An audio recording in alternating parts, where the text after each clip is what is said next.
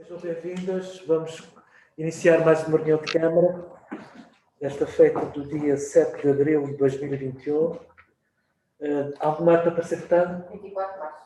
Ata de 24 de março. Alguma dúvida? Posso pôr à votação a ata de 24 de março. Ninguém vota contra, ninguém se abstém. Antes da ordem do dia, alguma das vereadoras querem intervir? Se não, Senhora Vereadora Vera, tenha a bondade. Muito bom dia novamente. Peço imensa desculpa, mas na última reunião estava mesmo com um problema no microfone e não consegui, portanto, falar sobre o assunto da Rua da Lagoa. Assunto esse que durante, portanto, estas 2 semanas voltou a falar-se muito em altura e gostava que fôssemos, pedir ao Sr. Presidente ou à Sra. Vice-Presidente ou a quem de direito, que fôssemos um pouco mais precisos para que as pessoas realmente em altura consigam perceber, em termos de espaço temporal, onde estamos a falar, portanto, de uma requalificação da Rua da Lagoa, para quando? Para um projeto a trazer a reunião de Câmara daqui a semanas, meses, anos, para sermos um pouco mais precisos e para que nós, vereadores também do PS, consigamos passar essa informação e esse esclarecimento a todos os fregueses de altura. Relativamente a Castro Marim, propriamente à Vila de Castro Marim, eu verifiquei, e nós todos que passamos, e vocês que passam junto àquela zona de envolvente à Casa do Sal, certamente já repararam e sabem disso, e apesar de não terem feito nenhum esclarecimento até agora, que a obra da envolvente à Casa do Sal está paradíssima.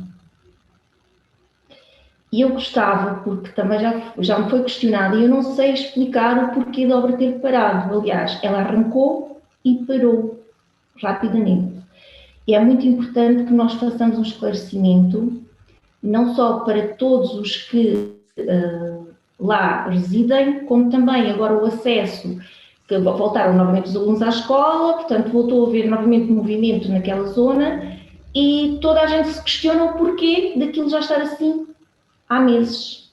É tudo, Sr. Presidente. Obrigada. Muito obrigado pelas 2 questões que colocou. Aliás, uma delas, a envolvente a Casa do Sal, é uma das perguntas que um dos munícipes fez, portanto, seria respondida no final desta reunião. Qualquer das maneiras, a vereadora Filomena vai esclarecer já essas dúvidas todas no que respeita à Rua da Lagoa e à paragem da obra da envolvente a Casa do Sal. Muito bom dia a todos. Sobre as questões colocadas pelas senhoras vereadoras, neste caso a Vera, e que se coloca também como uma questão colocada por um município, vou começar pela envolvente a Casa do Sal. A obra começou e a obra teve um problema, tem um problema que tem a ver com o tipo de solo. Foram feitas sondagens, obviamente, antes do projeto, mas há umas zonas em que, agora que iniciaram os trabalhos, o empreiteiro fez umas sondagens mais finas e há um problema grave deste substrato do solo que está em toda esta área da envolvente da Casa do Sal, muito mais complexo do que aquilo que aparenta ser. Ainda ontem houve uma reunião entre projetistas, engenheiros da Câmara e projetistas e engenheiros da Câmara, a fim de saber se aceitamos a interpretação de projeto que o empreiteiro está a fazer e as propostas de execução. Tem a ver com isso, logo que esteja preto no branco a assunção de como prosseguir a obra, retomarão os trabalhos. Depois, quanto à Rua da Lagoa.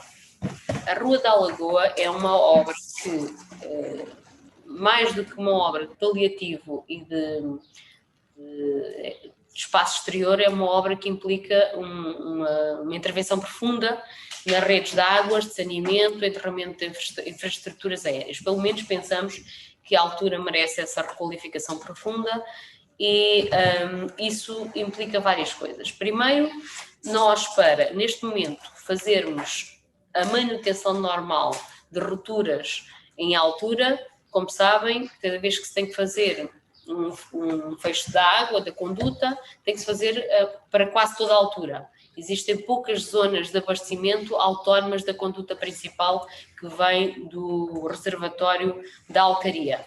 Ou seja, a conduta da Rua da Lagoa não está seccionada. Isto não é uma inovação do século XXI. É um princípio básico da construção de redes, e aqui o meu colega vereador, com certeza saberá melhor disso do que eu. E nunca foi feito. Construiu-se à altura e fez-se uma rua, uma conduta contínua. Basta haver uma ruptura em cima, em baixo, ou no meio, ou no fundo, e tem que se fechar toda a Rua da Lagoa. E não é só fechar.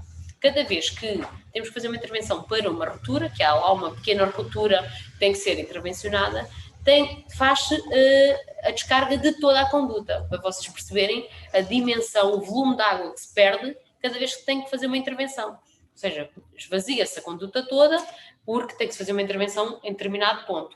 Toda aquela água é perdida. E então os serviços, já há alguns anos, que tinham pensado seccionar a zona da conduta principal para que se pudesse, cada vez que há um problema, também não impedir o bom funcionamento de toda a estrutura da altura e também minimizar as perdas de água cada vez que se tem que reparar uma ruptura ou qualquer coisa do género, ou ligar outro ramal, como também está a acontecer em altura.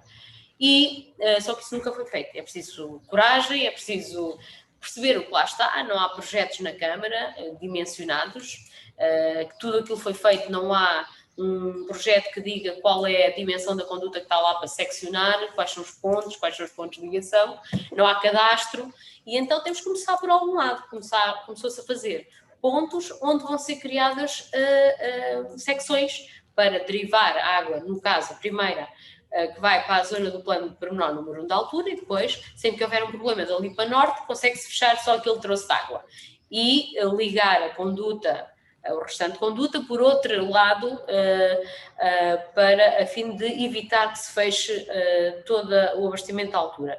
E vão ser feitos, eu agora não tenho aqui presente, mas não sei se o vereador tem presente, penso que são 7 pontos de intervenção, de seccionamento na conduta principal. Acontece que os materiais a utilizar, aqueles que foram adquiridos conforme aquilo que eram as indicações dos serviços históricos de Castro Marim, não corresponde ao que lá está objetivamente construído. E por isso teve que se abrir as zonas onde serão feitos esses seccionamentos, vão ter que se abrir para quê? Comprar as zonas de medição de caudal e controle de caudal e para criar e todo aquele equipamento da casca, não sei explicar tecnicamente, mas o que é importante é que teve que fazer o diagnóstico, comprar o equipamento e vai-se instalar o equipamento e volta-se a fechar aquela zona. É feito o projeto de requalificação, que é paralelo. Isto é uma intervenção necessária, independentemente de haver projeto de requalificação da obra da Rua da Lagoa, sim ou não. Mas é necessário para o projeto de requalificação da Rua da Lagoa. Ou seja, é uma intervenção necessária para a boa gestão do espaço público, mas também é uma intervenção necessária para fazer o inventário e o seccionamento futuro para uma intervenção futura. E os 3 grandes áreas que estão lá abertas, um deles tem a ver também com uma ligação a um novo prédio que está lá, portanto, consegue os 2 objetivos e pensamos o fornecimento desse material demoraria na ordem das 5 semanas. Isto são procedimentos de contratação pública, não é ir à drogaria e comprar, estamos a falar de grandes investimentos nas zonas do seccionamento e das válvulas. E, portanto, isso está em curso. Havia uma proposta dos serviços para que as zonas que estão abertas estarem fechadas até final de abril. Depois, a requalificação da Rua da Lagoa. É um processo, nós vamos trazer, gostava muito que na próxima reunião de Câmara, a adaptação do protocolo de contrapartidas da Verde Lago, em que e que trará um cronograma. Nós já temos um projeto de início de requalificação da Rua da Lagoa para a zona de baixo. Não está fechada a arquitetura, está um prédio validado, a zona sul, da rotunda da sul até ao parque de estacionamento. E a nossa ideia não o fechámos porque primeiro não tínhamos dinheiro para executar e também porque ainda não ouvimos as pessoas, os comerciantes. Fizemos umas reuniões prévias, pós-estudo prévio, com todos os comerciantes que têm ali estabelecimentos instalados. Hoje já serão outros, já passaram 3 ou 4 anos e pensamos que ainda este ano consigamos lançar esse troço de obra para essa zona, com participado pela Verde Lago, ou seja, a Câmara é que é o dono de obra, com participado pela Verde Lago. Portanto, aí ainda vamos apresentar o projeto de arquitetura que está para fechar, lançar a empreitada e a execução, não sei se concurso público, prazos ainda iniciarão este ano, porque também a iniciar tem que ser sempre depois da época de verão, para não prejudicar ainda mais tudo o que tem acontecido aos comerciantes locais. Também vai haver uma obra no final da Rua da Alagoa, à esquerda, no sentido sul, e que vai ser de grande dimensão e também vai ter que se compatibilizar já com a nova infraestrutura, pelo menos assim pensamos. Depois, a requalificação do resto da Rua da Alagoa. Também vem na proposta à Câmara, eu penso que a Câmara também irá validar, será comparticipada pelo protocolo da Verde Lago e já prevê verba para este ano. Para quê? Para fecharmos o projeto, iniciarmos a elaboração de um procedimento para ter um projeto técnico para concurso público, fecharmos o projeto, mas é uma obra que implica muita comunicação, ouvir muitas pessoas que ali vivem, que ali circulam. Portanto, esse projeto eu admito que com toda essa parte de participação pública que é determinante, nós podemos ter ideias maravilhosas, mas que não se coadunam com a vivência de quem tem lá a casa, de quem tem lá as suas atividades económicas, porque de facto uma requalificação a fundo na Rua da Alagoa vai ser uma coisa difícil de suportar para quem ali vive, não é? Porque temos a substituir todas as redes de água, redes de saneamento, ligar às redes das casas que muitas vezes estão podres, obsoletas também, e isso implica, isso mexe com a vida das pessoas. Depois também irá implicar, com certeza, algum condicionamento no estacionamento informal que se faz por toda a Rua da Alagoa, mas isso será discutido com a população, com os atores, com os políticos, todos terão uma opinião e serão ponderadas as opiniões no fecho do projeto de execução. Eu acho que será razoável pensar que, se tudo correr bem entre este ano e os 2 próximos anos, que a obra esteja terminada em final de 2023.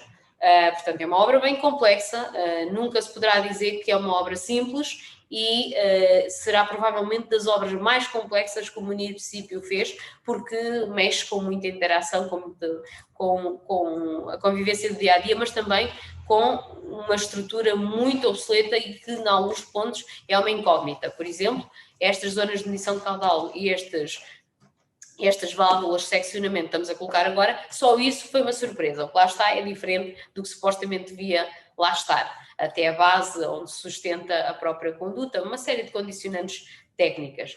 Portanto, será a obra, uma das obras mais importantes que se farão nos próximos anos em altura, nos próximos 2, 3 anos em altura, e esse mesmo protocolo da Verde Lago define uma verba específica, mas não é a totalidade do custo. Porquê? O custo será seguramente superior a 1.300.000 euros. Na proposta de protocolo trazemos só para a Verde Lago suportar 1.300.000 euros, porque acreditamos que a parte da substituição da rede de água, que é um projeto de gestão de eficiências de perdas e eficiência hídrica, consigamos ter algum financiamento da tal bazuca, que vai ter uma linha específica para o Algarve para a gestão da eficiência hídrica. No entanto, se não for possível, se não tivermos esse financiamento, o protocolo tem um mecanismo de tirar a verba de um lado e pôr do outro, e a nossa prioridade número 1 na comparticipação das verbas, da comparticipação da ação da Verde Lago será essa intervenção da Rua da Alagoa. Gostava de aproveitar para esclarecer, porque chegou-me eco de que haveria algumas dúvidas sobre aquilo que a Verde Lago já pagou e sobre aquilo que a Verde Lago ainda irá pagar. E, embora tenhamos uma reunião própria para o assunto, mas como já percebi que existe muito ruído e nós, quando há muito ruído, às vezes falhamos na comunicação, e então temos uma obrigação que é comunicar, que é para as coisas não ganharem outra dimensão. A Verdelag, de facto, pagou cerca de 3,5 milhões de euros ao Estado, ao Turismo de Portugal, e já pagou, temos cópia dos cheques, temos o levantamento, temos o histórico desse pagamento, aí pagou aí há 7, 8 anos, toda essa verba, teve um prazo para pagamento e já pagou toda a verba, que supostamente seria para o Estado fazer investimento na zona, ou como participar em investimento na zona de interesse para o setor.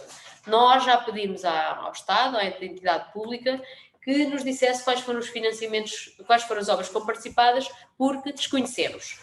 A Verdelag pagou os alvarás de construção, todos, cerca em 2010, 2011, portanto, tudo estava licenciado, mas estava tudo suspenso, como sabem, por força, foram incapazes depois de avançar com a obra, e também temos agora, neste momento, um processo de alteração do plano pormenor, mas nada vai alterar aquilo que já foi pago. A Câmara não vai receber mais nada dos alvarás.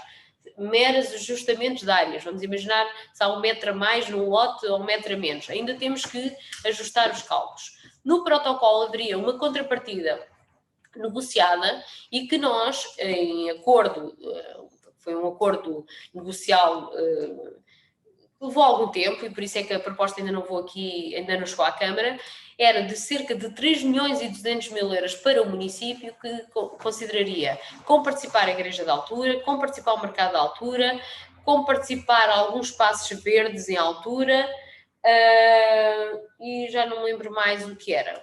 Nós, neste momento, que pusemos em cima da mesa, pedimos, e foi aceite, porque não havia argumento em contrário, que essa verba fosse atualizada a preços correntes. Neste momento, isso significa mais de 4 milhões de euros, já que não foi pago, não é? Na altura, porque culpa das duas partes, mas agora quem cá está tem que gerir as variáveis conforme a lei atual e conforme aquilo que é a melhor defesa do interesse público. E também há ali uma outra parte que foi construída, no entretanto, que a Câmara não aceitou como contrapartida do protocolo. O protocolo foi feito em 2000 e o emissário submarino custou 1,7 milhões de euros, e estamos a falar já no ano 2005, 2006, tal como toda a rede de água pluvial, aquelas valas que foram substituídas por manilhas e drenada água para toda aquela lagoa artificial. Tudo isso foi muito investimento que foi feito, mas nós não aceitámos isso como contrapartida do protocolo. Entendi ao promotor, de facto foi feito a seguir ao protocolo, entendemos nós, os que cá estamos hoje, que não há prova bastante que isso fizesse parte das contrapartidas do protocolo. Estou a esclarecer isto, as pessoas que nos estão a ouvir podem não perceber, mas eu sinto que à altura e nos dias que ando por ali, que há muito ruído sobre isto, que andamos a enganar as pessoas, ou porque não é verdade que a Verdelag vá agora financiar isto. Esta é a verdade e será transposta na proposta de protocolo que faremos chegar à Câmara, que já está consensualizada com o promotor e validada todo este enquadramento com a CCDR. E, portanto, a pergunta era quando fazer a Rua da Lagoa.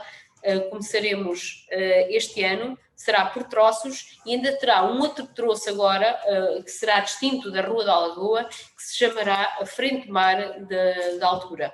Também será comparticipado pela Verdelag, também entrará nesses 4.200.000 euros, e que tem a ver com o parque de estacionamento. Estenderemos o projeto à medida das disponibilidades financeiras de então. Isso será a última fase da Rua da Lagoa, se assim entender a Câmara e quem cá estiver. Vera, não sei se os esclarecimentos da vereadora Filomena ainda se suscitaram algumas dúvidas. Não? Mas já agora eu complementava, portanto, o que é mais importante no meio disto tudo é o financiamento. De facto, nós não somos uma Câmara rica e, como tal, surgiu esta oportunidade de fazer de Verdelag ter que dar contrapartidas à Câmara e, de facto, fazemos questão que essas contrapartidas sejam investidas em altura, precisamente, nomeadamente na requalificação da Rua da Lagoa, na construção de um pavilhão desportivo e na requalificação da 24 de Julho, também é uma avenida que precisa de ser requalificada, assim como a vereadora Filomena disse, nesta frente de Tomar, o parque, como sabe, está ali um parque de estacionamento de terra batida que não se justifica hoje. Mas pronto, repara, não somos uma Câmara rica, eu costumo dizer que é fácil fazer obra, agora o mais difícil é quem, quando e como se paga a obra. Portanto, é importante que tenhamos os pés no chão e que se estenda o pé à medida do lençol, como se costuma dizer, e não entrar em loucuras. E é isso que temos feito. Aliás, eu fiz isto durante 20 anos em Alcotim e não me dei mal. Fiz uma obra notável com os parques de recursos que aquela Câmara tinha. Alguma dúvida mais? Então vamos iniciar a ordem de trabalhos, informações. O saldo do dia 2 cifra 100, operações orçamentais 2.929.749 euros, operações não orçamentais 1.280.719 euros. O ponto número 2 tem a ver com o pedido de parecer de certidão de constituição de compropriedade. Penso que não há nenhuma dúvida. Pode-se pôr à votação, ninguém vota contra, ninguém se abstém. O ponto número 3, aprovação e alteração do regulamento de cobrança de taxas e outras receitas municipais. Isto prende-se com as novas funções que a Câmara tem, nomeadamente no que diz respeito às funções que antes eram exercidas pela Capitania de Vila Real no licenciamento tudo que se relaciona com as praias. Portanto, penso que os valores são idênticos, como tal. Alguma dúvida no sexto ponto? Pode-se pôr à votação. Ninguém vota contra, ninguém se abstém. O ponto número 4, empréstimo BEI efetuado pela operação PLCU, estrutura de salvaguarda do cordão do mar. Isto é uma diferençazinha de 200 euros ou 200 euros, daí fazer esta segunda adenda, penso que também não gera muita confusão. Pode-se pôr à votação? Quem vota contra, quem se abstém? O ponto, se estiverem de acordo, votamos uníssono no ponto 5, 6 e 7, que se prende com os cartões do idoso, a renovação e a deprivação e tal. Portanto, também ninguém vota contra, ninguém se abstém. O ponto 8, abertura de procedimento concursal para um assistente operacional por tempo indeterminado. Alguma dúvida? Ninguém vota contra, ninguém se abstém. A mesma coisa para 2 assistentes técnicos por tempo indeterminado. Alguma dúvida? Ninguém vota contra, ninguém se abstém. O ponto 10, projeto Algarve Histórias e Histórias. Eu pedi à vereadora Filomena para nos explicar, penso que isto é uma ação conjunta da Câmara de Portimão, de Lolé e de Castro Marim. Pedi à vereadora Filomena para nos explicar aqui este ponto. Esse projeto tem a ver com 3 documentários que uma produtora propôs fazer sobre 3 personalidades associadas ao Algarve e que sejam um marco na cultura do Algarve ou que tenham alguma coisa a ver com o ADN do Algarve. A proposta vem no sentido de associar ao Paco Lucia, enquanto pessoa com origens em Castro Marim, o António Leixo, enquanto nascido e o grande poeta português, algarvio, nascido em Vila Real Santo António, mas cuja vida é indiscutivelmente ligada a Lolé, e o professor Dr.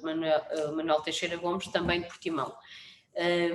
Aqui o protocolo tem a ver com é uma figura que está prevista na lei, com participação desta iniciativa, ainda que isto será sujeito a uma candidatura ao ICA, que é o Instituto de Cinema, e que, se assim for, terá um formato. Se não for, terá um formato de 3 pequenos documentários compostos num filme só.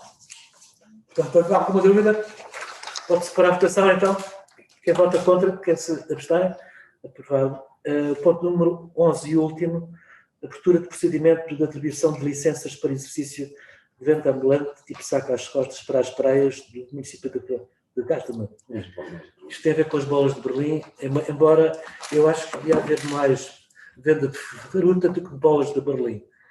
Eu penso que a vereadora Vera também está de acordo.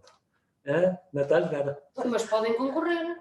Pois, mas nós abrimos mais vagas para bolas de Berlim do que para fruta. Devia ser ao contrário. Bom, há uma pequena inovação, que já é um ponto, que os sacos não podem ser de plástico. É? É.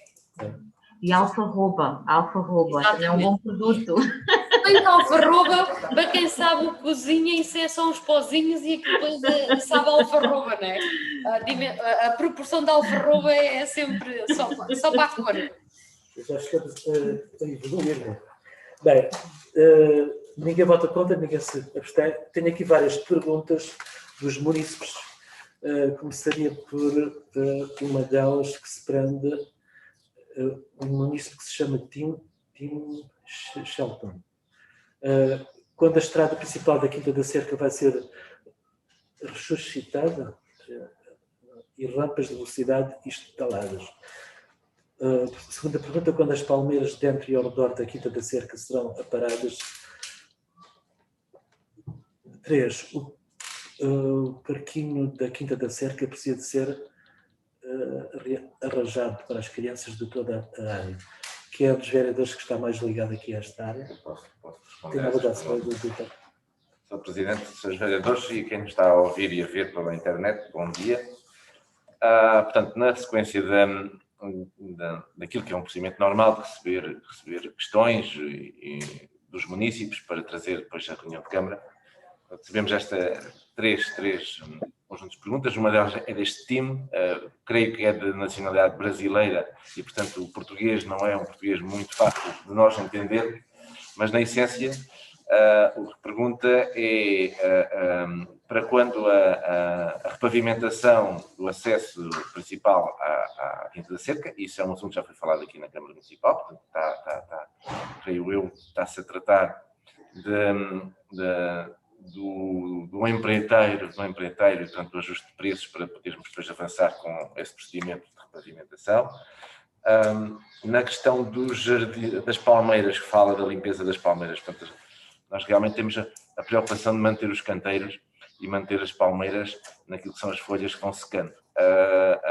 O trabalho de limpeza do seu tronco, chamemos assim, é um trabalho que teremos que afinar, porque teremos, obviamente, sempre outras prioridades que não essa preocupação. Obviamente, no Brasil, as palmeiras têm outro tipo de entorno, é a árvore por natureza que eles têm. Nós, essencialmente, temos mais oliveiras e alfarrobeiras, mas, portanto, os 5 exemplares de palmeiras canarienses que ele está a referir, que estão na zona da creche, que chamemos assim, aquela zona infantil que foi agora está a ser utilizada pela Santa Casa, poderemos, obviamente, dar-lhe ali alguma atenção. A última questão tem a ver com aquele parque, não é? Aquele parque infantil, desportivo que existe na entrada da Quinta da Cerca, que é, obviamente, uma triste imagem daquilo que seria a urbanização da Quinta da Cerca. Já falámos sobre essa matéria. É um assunto de uma urbanização que também não fechou o seu ciclo, portanto, o urbanizador faliu. Houve uma tentativa dos residentes criarem uma associação de moradores para tentar explorar aquele espaço, chegaram a fazer uma piscina, que depois não durou e, portanto, acabou outra vez tudo por ficar abandonado. Mais uma vez, se os moradores pudessem conseguir encontrar uma ponte de entendimento, a Câmara Municipal teria toda a facilidade e todo o interesse em colaborar para que aquilo ficasse um espaço aprazível para uso não só dos moradores da Quinta da Cerca, mas também do resto da comunidade. No ponto de vista da Câmara ser ela a intervir diretamente, há processos jurídicos que têm que ser tratados. As câmaras municipais não podem entrar nos terrenos, chamemos particulares, salvo uma situação de salubridade e, portanto, quanto muito poderíamos fazer era entrar e desmatar aquela zona para evitar que houvesse, portanto, acumulação de pragas e de outro tipo de resíduos, não é? Mas mesmo assim, estamos a falar sempre de procedimentos jurídicos que é preciso salvaguardar para evitar confusões maiores. Pronto, sobre estas perguntas. Sobre as questões deste time, penso que é aquilo que é possível de responder. Na sequência do que o vereador Vítor disse, de facto era importante que houvesse uma dinâmica naquele espaço, naquela urbanização, e que se criasse de facto uma associação de moradores para que a Câmara tivesse um interlocutor válido, como temos, por exemplo, na Praia Verde e outros sítios. Mas penso que está a haver alguma dificuldade de entendimento entre os moradores da Quinta da Cerca. Temos aqui o Elias Nunes, que também faz umas perguntas. Qual a data prevista para a conclusão da obra de envolvente Casa do Sal e qual o motivo aparente da pausa do trabalho? Portanto, esta pergunta já foi respondida. A Câmara Municipal é proprietária do antigo Falcão? Se sim, que projeto... isto é uma pergunta. Se a Câmara Municipal é proprietária do antigo Falcão? Se sim, que projeto de solução está pensado para resolver a situação atual? Se não, não deveria a Câmara comunicar ao proprietário do imóvel para que este proceda à sua limpeza? Pergunta 4. 3. Para quando objetivamente está pensado uma requalificação da cintura envolvente do castelo e seus respectivos acessos, bem como o muro que sustenta a terra da colina e as próprias árvores, algumas com uma altura e inclinação preocupantes? Ponto 5. Ponto 4. Para quando uma requalificação do parque infantil? O parque encontra-se com várias paredes grafitadas e alguns arranjos por fazer. A mesma sugestão foi feita em 31 de julho de 2020. Quem é que quer responder a esta pergunta? Responder também. Bom, sobre as questões que nos são apresentadas, portanto, a questão da casa do entorno envolvente à Casa do Sal já foi respondida. Este município fala na questão do entorno da encosta do castelo e também da questão do parque infantil. Eu começo pelo último, pelo parque infantil. Efetivamente, os equipamentos de recreio, os equipamentos infantis, infelizmente e lamentavelmente por esta pandemia, têm estado encerrados, ou seja, não tem sido possível a sua utilização. Isto quando os equipamentos estão fechados, são normalmente e infelizmente alvo de vandalismos. Não é? Em julho do ano passado, quando o município diz que nos fez esse reparo, não estava o equipamento com o aspecto que hoje já tem. Portanto, passado 8 meses, as coisas tendem para pior. Obviamente, quando se pretender agora começar a criar as condições para um retorno à normalidade, a Câmara Municipal vai ter que intervir.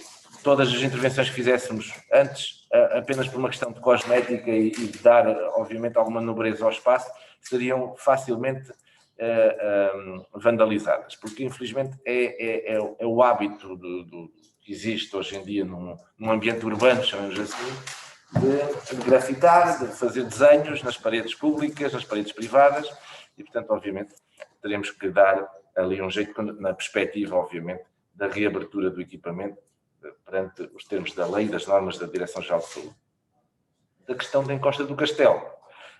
Não há só esta pergunta deste município, há também uma preocupação, e bem, da Junta de Freguesia de Castro Marim e também uma preocupação de outro município que reside na encosta do castelo, que seria a pergunta seguinte, se calhar podia ser presente para ler, porque depois juntava a resposta na mesma... Não, eu já li as perguntas todas. A do Anete? Do Anete, não. Fica para o fim. Pronto. A encosta do castelo é assim. Nós temos que ter a percepção. A Câmara Municipal poderia fazer as obras todas se tivesse dinheiro para tudo. Nós temos que ter critérios e, acima de tudo, temos que ter a objetividade daquilo que temos em mente. O que é que está em mente na encosta do castelo? Já se falou aqui várias vezes. É uma porta. A abertura de uma porta. E essa abertura de uma porta, obviamente, irá alterar o traçado do acesso ao castelo, porque haverá uma entrada e uma saída, ou duas entradas e duas portas, pelo menos. Isso vai mexer, obviamente, com todo o entorno da encosta. Estar a fazer intervenções, mais do que a manutenção básica, que é aquilo que nós fazemos, de investimentos ou em mobiliário urbano ou em paredes com traça rústica, acaba por depois ser em parte demolidas para depois permitir, quando houver um projeto futuro. Peço esta é aqui a questão de fundo daquilo que se passa naquele entorno, naquele acesso, naquela rotunda da encosta do castelo e no seu talude. Eu pedi à vereadora Filomena para complementar esta resposta. Então, começando aqui pelo solar do Falcão, a informação que tenho e que não foi despertada só por esta informação, mas é à conta daquilo que é o inventário que são os nossos ativos aqui na vila, não é propriedade do município, foi demolido e de facto o que está ali tem aquele uso seguramente desde os anos 80. A informação que me foi transmitida tecnicamente aqui na Câmara Municipal. É uma zona importante, vai ser feita uma intervenção no edifício ao lado, bonita, e que está a ser feita, vai ser feita, e os dois edifícios à volta têm uma traça e uma arquitetura fantástica, e portanto mais premente ainda se torna a intervenção naquele espaço. A Câmara, tal como o município indica, deve fazer uma notificação sistemática sobre a limpeza. Desconheço se já foi feita alguma vez oficialmente. Sabemos é que as pessoas usam aquilo quase como um espaço público e não devia ser, mas também no âmbito da operação de reabilitação urbana passamos a ter mecanismos para obrigar a intervenções no espaço das áreas de reabilitação urbana, e espero, porque merece, não só pelo valor histórico, todo aquele arruamento, por todo o envolvimento do castelo, merece uma intervenção do próprio ou uma apropriação por parte de uma entidade que faça valorizar aquela área. Não está esquecido, são muitas frentes de trabalho, e se não damos conta daquilo que é nosso, quanto mais avançarmos já para aquilo que não tem sido cuidado ao longo dos tempos, mas de facto não dignifica ninguém, e aqueles acessos que ali estão também não. Quanto ao castelo, acho que deve ser feita uma intervenção de uso corrente, de intervenção corrente. Os pavimentos estão degradados e que com certeza não poderão esperar pela intervenção de fundo do castelo. Os muros devem ser intervencionados, reparados, como qualquer casa devemos manter. A questão dos caixotes de lixo. Agora, uma intervenção de fundo. A intervenção de fundo do castelo está, um estudo prévio, é uma intervenção de cerca de 7 milhões de euros, e que o grosso dessa intervenção tem a ver com o enchimento dos vazios da muralha, com caudas, e portanto a muralha parece toda muito sustentada, mas precisa de uma intervenção profunda para o enchimento de vazios. Nós no Forte tínhamos zonas com cerca de 80% de vazios. Portanto, esse é um grosso da intervenção. Outro grosso da intervenção tem a ver com o envolvente do castelo, tem a ver com a rede de água e de águas pluviais, que não tem, mas que também não é assim muito difícil porque é drenada para zonas mais baixas. Também tem um estudo prévio feito e a requalificação dos muros envolventes e do pavimento. O que está mais avançado e que tem financiamento pendurado, um processo que demorou muito tempo, é a abertura da porta este, e que estamos a fechar finalmente, mas é um finalmente a demorar já 5 ou 6 meses, o projeto de execução para que possamos avançar com a abertura da porta este, que não é uma mera abertura, é uma abertura, como deve imaginar, aquilo vai a um índice, vai ao nível a uma cota na ordem dos 6, 7 metros de profundidade em relação ao baluarte que nós conhecemos. Era a entrada do castelo, era feita a 6, 7 metros de profundidade daquilo que nós conhecemos hoje.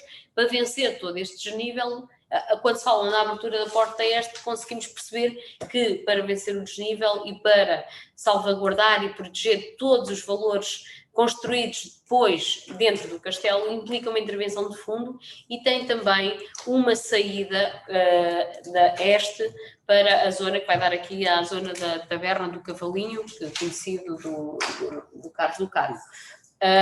Passo a publicidade. E, portanto, essa intervenção, quando se fala na porta, não é mera abertura de uma porta. Estamos a imaginar, é um novo acesso que implica uma intervenção profunda dentro da área do castelo. Esta porta não é um preciosismo, é retornar à muralha original daquilo que foi a primeira muralha do castelo de Castro Marim. Portanto, é trabalhar essa cota protegendo todas as intervenções futuras. E como deve imaginar, como é que isso se faz, ou para pensar um bocadinho como é que isso se faz, é conseguir manter na estratificação, abrimos, mas conseguimos ter a valorização de todas as áreas, incluindo a construção do baluarte que foi feito no próprio século XVII, ou que foi reformulado no próprio século XVII.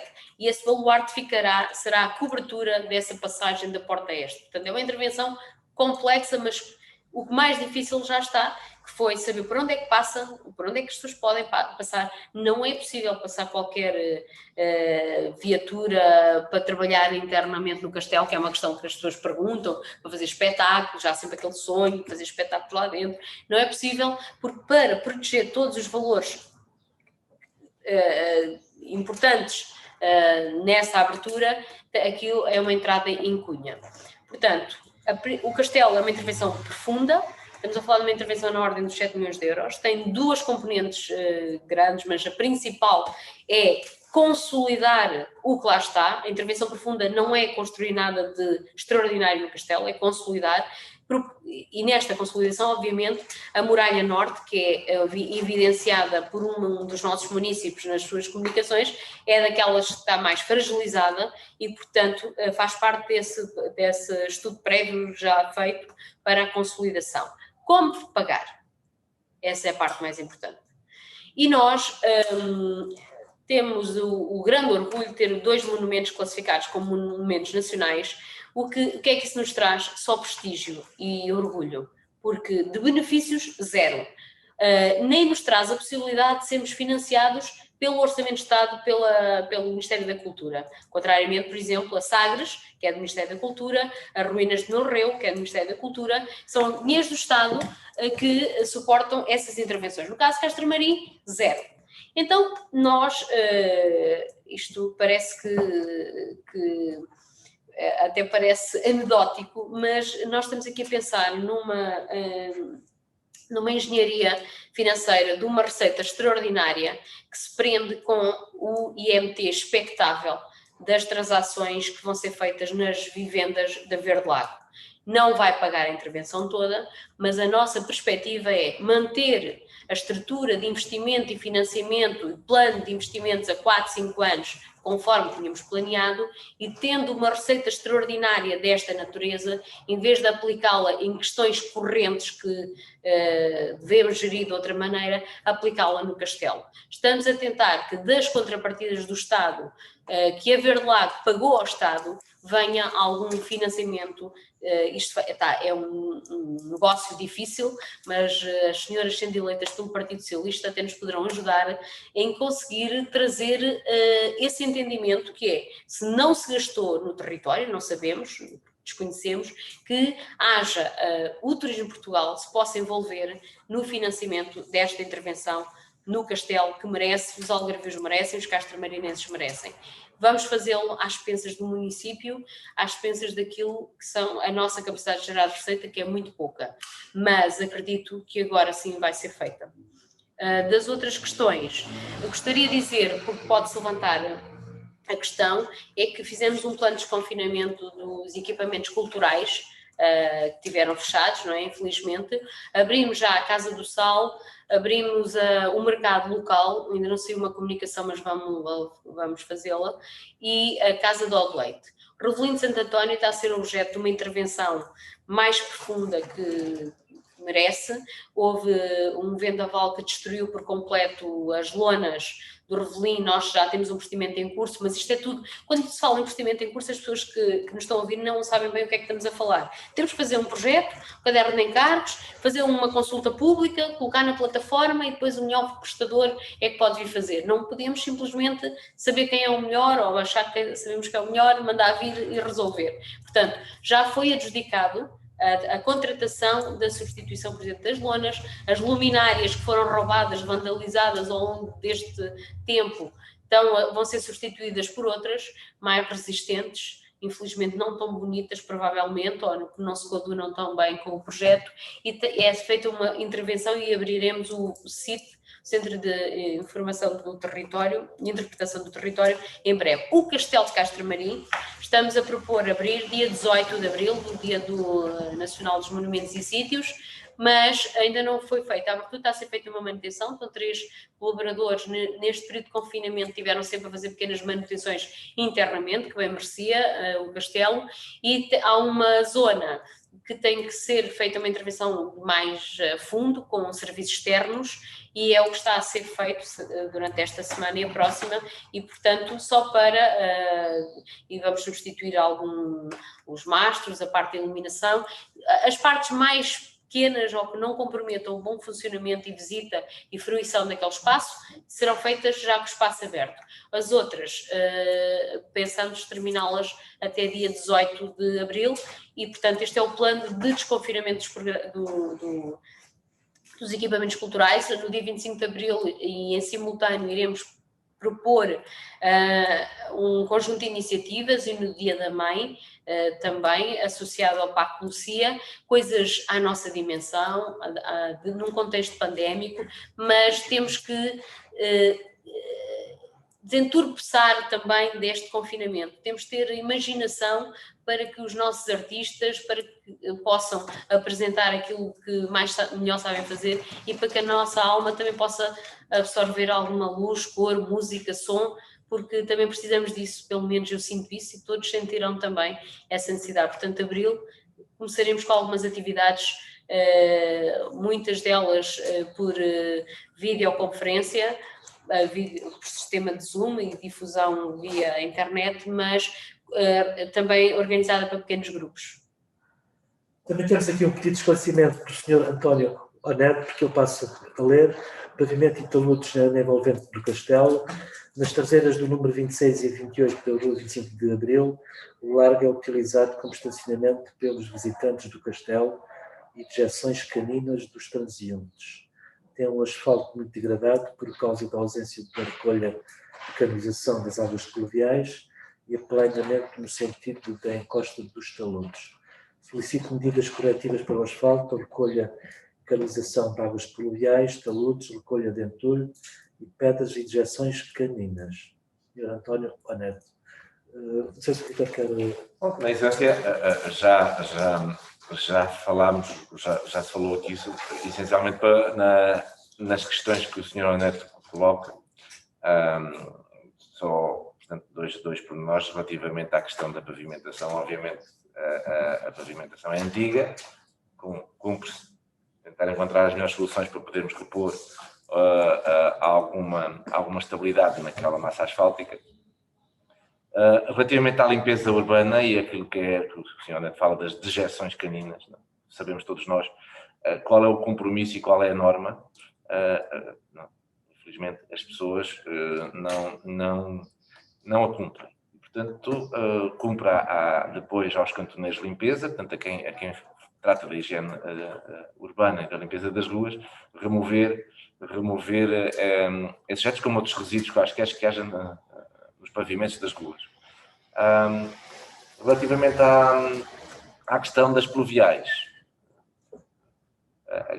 o grande problema que havia aqui nestas ruas, como penso que os castramarenses sabem, é aqui a confluência aqui do Lago 1º de Maio com a rua 25 de Abril. Portanto, aqui acabava por haver uma confluência muito grande de águas. Essa intervenção pluvial para evitar inundações foi feita já no primeiro mandato do Sr. Presidente Amaral. Portanto, quando se requalificou a rua 25 de Abril e se criou ali a drenagens pluviais, inclusive na travessa que dá acesso à moradia do município que reclama, foi também feita ali uma travessia, um sumidouro para evitar a acumulação de águas pluviais, mas também temos de ter atenção que não é só questão de fazer uma rede. Nós, quando fazemos uma rede de águas pluviais, temos de ter a noção qual é a capacidade de drenagem.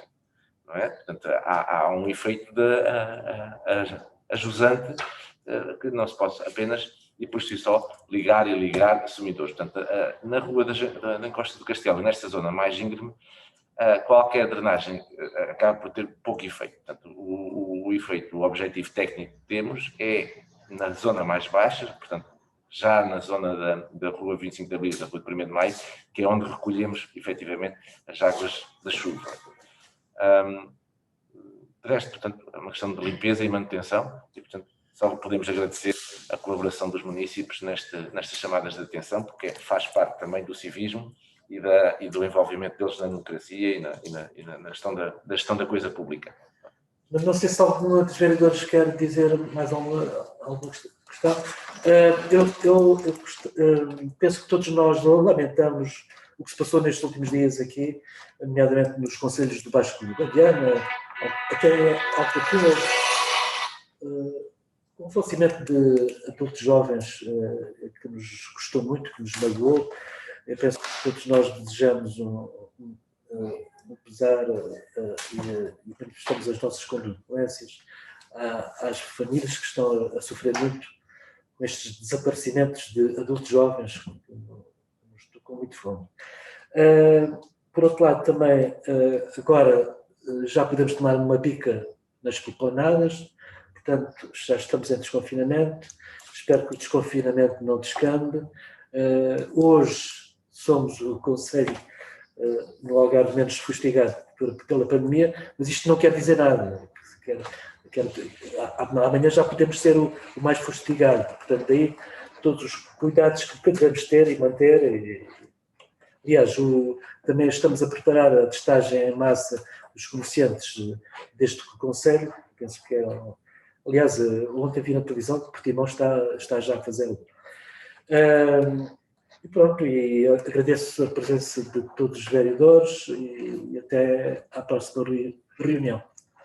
Obrigado.